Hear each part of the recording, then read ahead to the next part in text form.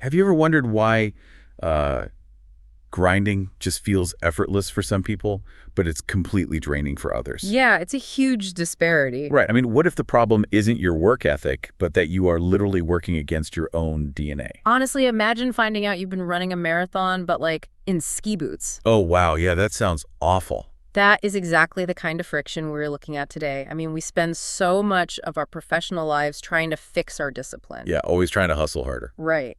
But the source material we are examining today suggests we should really be looking at our fundamental wiring first. So let's get into the sources we've gathered for this deep dive. We are looking at a really fascinating stack of personal growth masterworks, like James Clear's Atomic Habits and John C. Maxwell's Leadership Principles. Really foundational stuff. Yeah, but we are pairing those high-level theories with something highly practical. We actually have the technical blueprints for a proprietary framework called the Aligned Agent Method, along with its companion software, the Nova Pulse Agent app. And it is a very deliberate pairing. The documents are trying to, bridge the gap between abstract psychological theory and ground-level daily execution. Specifically for real estate agents, right? Yes, or really anyone in a highly relational, independent business. And the mission for this deep dive is all about you, the listener. We want to see if the concepts in these blueprints can help you step out of that exhausting reactive grind. Exactly. We are going to explore how to design a work environment that actually aligns with your natural personality, turning the abstract and honestly often toxic concept of hustle into a measurable, sustainable science. It's a game changer. So pull up a chair, grab your coffee, and welcome to the table. We are so glad you are here with us. To really unpack this methodology, the blueprints indicate we have to start at the bedrock. Right. Before we even look at changing your habits or tweaking your digital workspace, we have to understand the raw material we are working with. And what is that raw material? According to the Aligned Agent Method, it's your foundational personality. Okay, let's unpack this, because the source material doesn't just use generic personality types.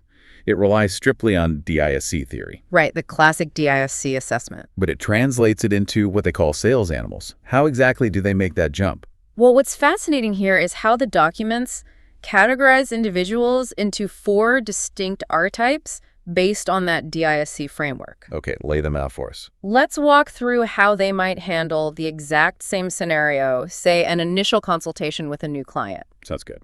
First, you have the eagle. This aligns with the dominant, or D trait. Eagles are entirely focused on the hunt. So they're aggressive. Very. In that client meeting, the eagle is going to get straight to the point. They want to talk about numbers, timelines, and action plans. They are just driving for results and taking charge. So no sluff, just, here is how we win. Right. Exactly. But then contrast that with the dolphin, which matches the influencing, or I trait. Dolphins are the social ones, right? Yeah. Oh, absolutely. They are all about relational prospecting and social connection. In that exact same meeting, the dolphin is going to spend the first 20 minutes asking about the client's kids, their hobbies, and their dog. I definitely know a few dolphins. Yeah, we all do. They navigate business through the strength of their network and their personal charm. Makes sense. But what about the other two? Third is the elephant, representing the steady, or S trait. Elephants are focused on steady follow-up, long-term nurturing, and service. So they're the reliable ones. Right. In a client meeting, the elephant is the one actively listening, taking careful notes, and reassuring the client that they will be protected throughout the entire stressful process. They are the loyal, reliable foundation. Exactly. And finally, the owl. Right, the owl. Let me guess, they like the details. You nailed it. The owl corresponds to the conscientious, or C trait. Owls are focused on data-driven authority and precision. Just spreadsheet. Lots of spreadsheets. If an owl is meeting that same client, they are bringing a heavily researched 20-page market analysis. They want to get it right, and they rely on facts and systems over pure emotion. Now, the sources point out a really crucial divide between these animals, whether they naturally lean toward tasks, like the actual work itself, or toward people and relationships. Yeah, that's a huge distinction. There's this great example in the notes about someone who might have a completely messy desk. Their physical tasks are in chaos, but they will absolutely always make time to go get coffee with you. Yes, that is how the framework identifies a classic people-oriented profile, like a dolphin. Oh. Their energy is entirely drawn toward interpersonal connection, so the task of organizing a desk just feels draining. But an owl would be the opposite. Oh, completely. An owl might cancel that coffee meeting just to ensure the spreadsheet is perfectly formatted. Wow. The authors of these blueprints argue that neither is wrong. They just, process their environments differently. So telling an owl to act like an eagle is like trying to run an iOS app on an Android phone. That is a perfect way to put it. It's not broken. It's just the wrong operating system. I have to ask, does the source material suggest this fundamental mismatch is why standard one-size-fits-all business advice usually fails? The documents explicitly claim that is the exact reason. I mean, if you take a natural elephant, someone who excels at patient long-term nurturing... Right, the steady follow-up person. Yeah, and you drop them into a training seminar that dictates the only way to succeed is to aggressively cold call 100 strangers a day like an eagle. They're going to hate it. They are going to burn out. They will think they are a complete failure. But they aren't failing at business. They are just failing at being someone else. Okay, so if we accept the premise that we each have this hardwired operating system, the next question the sources tackle is how we manage our external surroundings. Yes, the environment. Right. If you are an elephant who hates cold calling, or an eagle who hates small talk, how do you consistently do the right things without burning out from the friction? This is where the blueprints weave in James Clear and his book Atomic Habits. Such a good book. It really is. Clear's central argument is that environment beats willpower every single time. He points out that willpower is a finite resource. You only have so much of it each day. Exactly. If you wake up every day and have to force yourself to perform against your nature, your cognitive battery eventually drains to zero. Which leads to his first law of behavior change. Make it obvious. Right. He breaks this down into a habit loop. Cue, craving, response, reward. Yes. And the most critical part of that loop, like the spark that lights the fire, is the cue. The trigger. The cue triggers your brain to initiate a behavior. If you want a positive habit to form, you have to make the cue for it incredibly obvious in your physical or digital space. I want to dig into a specific formula mentioned in the notes. It is from a psychologist back in 1936 named Kurt Lewin. Yeah, Lewin's equation. It's B equals F of P, comma E. What do you mean? It translates to behavior is a function of the person in their environment.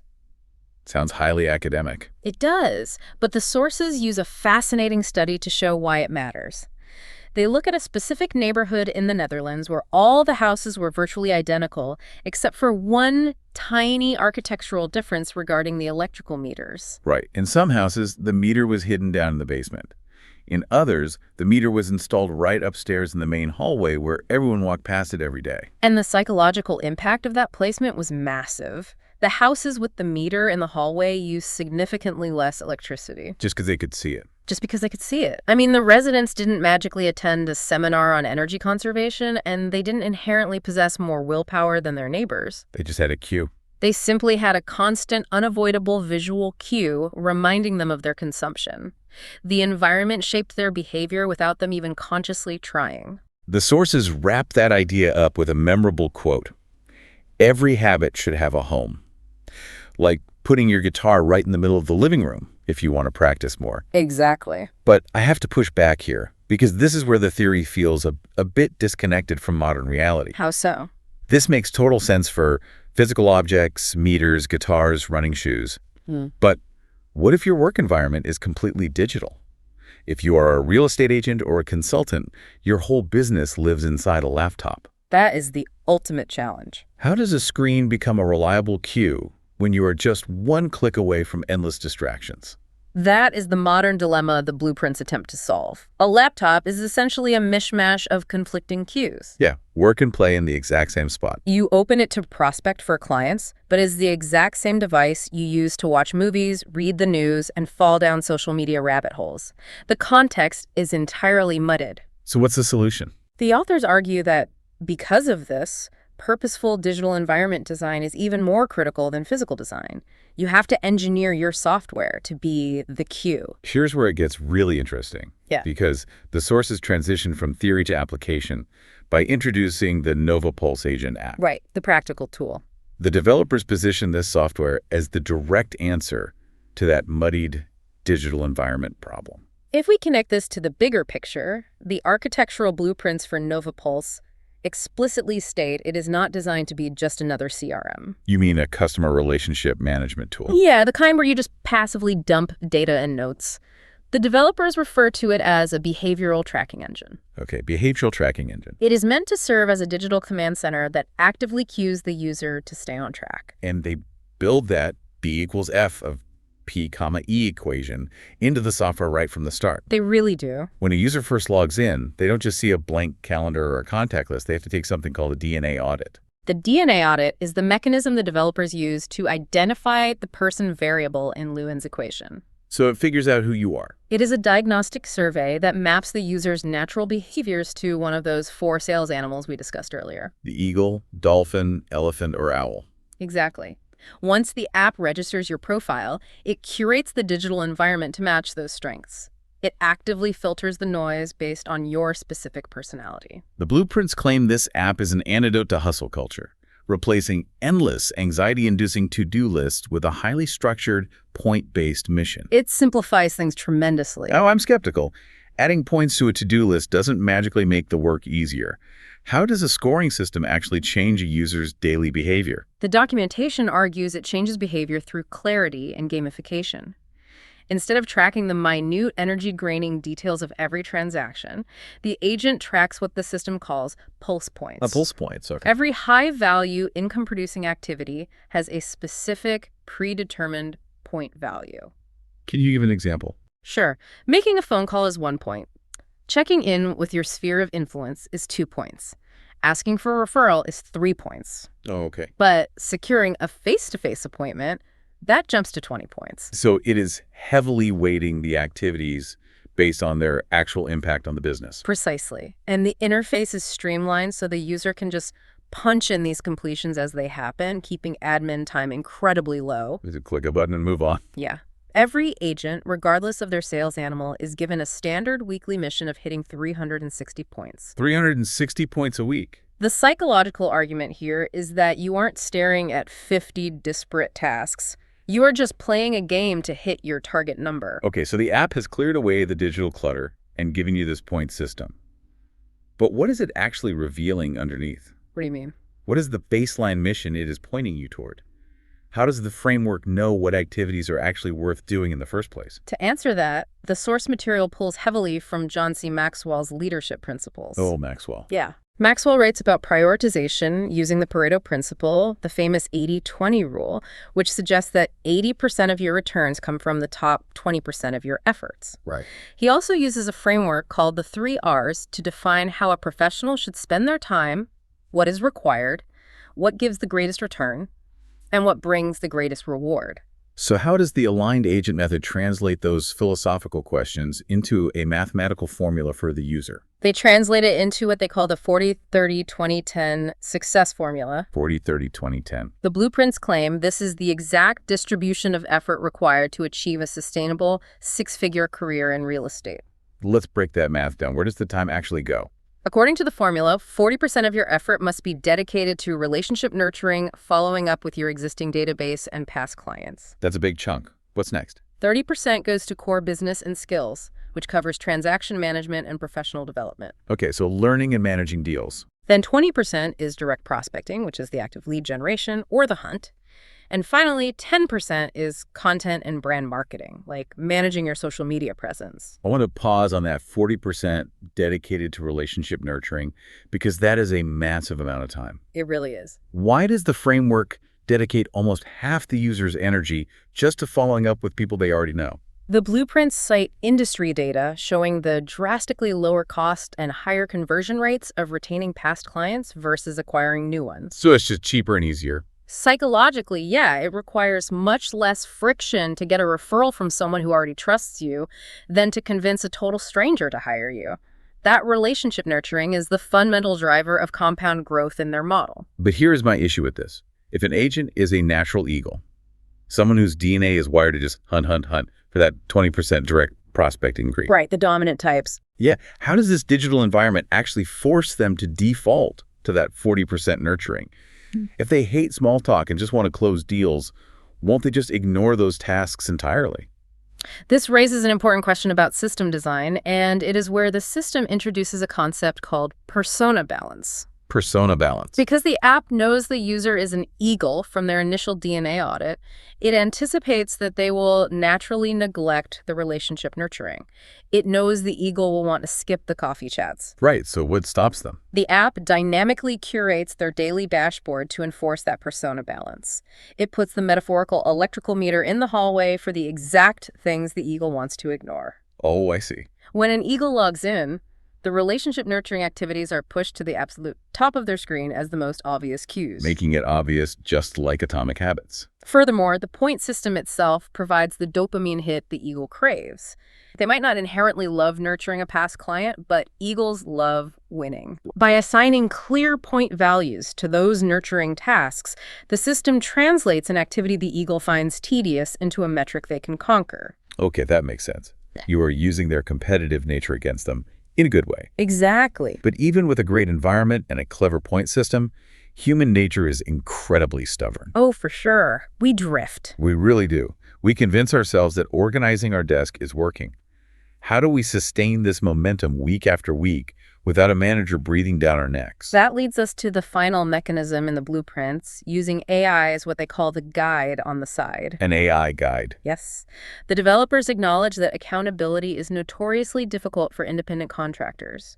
So Nova Pulse uses an AI-powered strategic briefing to provide ongoing course correction. How does that actually function? Is it just a chatbot reminding you to get back to work? No, it is much more integrated than that. Once a week, the user clicks a button to run AI strategy. The AI engine analyzes their past week's performance, cross-references it with their specific sales animal DNA, and generates a tactical mission briefing. Wow, so it's personalized. Highly.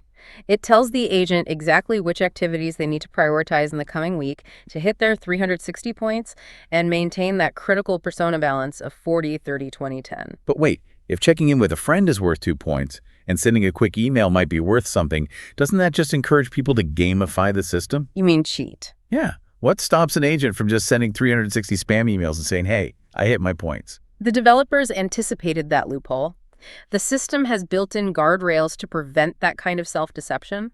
The most prominent one is called the 30% rule. What exactly is the 30% rule? It is a hard-coded mandate in the app stating that at least 30% of an agent's 360 weekly points absolutely must come from voice-to-voice or face-to-face interactions. Oh, wow. You physically cannot reach your goal without direct human interaction. So you truly can't hide behind administrative busywork or passive emails? Exactly.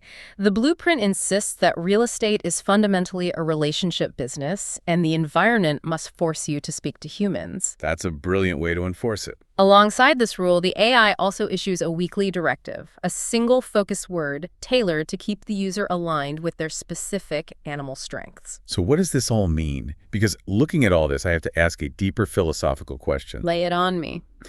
If you are letting an artificial intelligence calculate your weekly strategy, and an algorithm is telling you exactly when to call your clients to hit a quota, doesn't that remove the genuine human element from what is supposed to be a highly relational business? It is a totally valid concern, but the creators of the method argue the reality is the inverse. The inverse, how? By letting the AI handle the heavy lifting of strategic planning, data sorting, and habit tracking, you are drastically reducing your cognitive load. Okay, I can see that. You are eliminating the daily anxiety of wondering, what should I be doing right now? So instead of wasting your energy trying to figure out the plan, you just execute it. Right. Because the system automates the planning and the cues, it frees up the user's mental and emotional energy. Which means more energy for the client. Exactly. The argument is that when the app tells you it is time to make a phone call, you can be 100% fully present and empathetic with the person on the other end of the line because you aren't stressed about what you have to do next. That makes cool sense. It preserves the human element by automating the mechanical elements. Let's tie all of this together. We have covered a massive amount of ground today. We really have. The overarching thesis of these sources is that success isn't just about grinding harder. First, you have to understand your foundational DNA, whether you are an eagle, dolphin, elephant, or owl, to figure out your natural operating system. Right, know your raw material. Then, you define your priorities using that 40-30-20-10 rule, recognizing that 40% of your long-term success relies heavily on nurturing relationships. It's all about the balance. Finally, you have to actively design your environment to make those priorities obvious and unavoidable. The Nova Pulse Blueprint suggests using digital cues and AI accountability to keep you on track so you can finally step off the treadmill of reactive hustle. Ultimately, the shift these documents are advocating for is moving away from relying on finite willpower and moving toward relying on intentional design. So I want to ask you, the listener, directly. Look at your own workspace right now, whether it is physical or digital. Yeah, take a hard look. Regardless of whether you are in real estate or a completely different field, what is your 40% activity? What is the one thing that truly drives your long-term success? And honestly, is your current environment designed to make that activity the absolute easiest thing to do? Or are you fighting your own setup every single day? And I will leave you with this final thought to mull over. If our habits are truly just a product of our environment, and our primary environment is increasingly digital, who is actually designing your digital world right now? That's a chilling question. Are you the architect, purposefully setting up your own cues for success? Or are you just living in an environment designed by someone else's algorithm, built entirely to capture and consume your attention?